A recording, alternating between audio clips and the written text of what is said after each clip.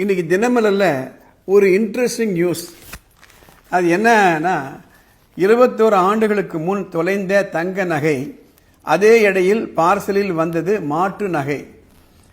ஒரு ஃபேமிலி ஒரு 3 சவரன் நகையை தொலைச்சிடுறாங்க. 21 வருஷம் கழிச்சு அவங்களுக்கு ஒரு பார்சல் வருது. அந்த பார்சலில் அதே 3 சவரன் இருக்கக்கூடிய வேறு ஒரு நகை வருது. அதில் ஒரு சின்ன நோட்டு. அந்த கடிதத்தில், சில ஆண்டுகளுக்கு முன் உங்களிடம் இருந்து தொலைந்து போன தங்க நகை எனக்கு கிடைத்தது. அதை என் வாழ்க்கை சூழ்நிலைக்காக பயன்படுத்தி கொண்டு விட்டேன்.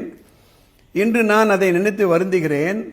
அதனால் இந்த கடிதத்துடன் அது போன்ற தங்க சங்கிலியை வைத்துள்ளேன். நீங்கள் சந்தோஷத்துடன் ஏற்றுக்கொண்டு உங்கள் பிரார்த்தனையில் என்னையும் உட்படுத்த வேண்டும்.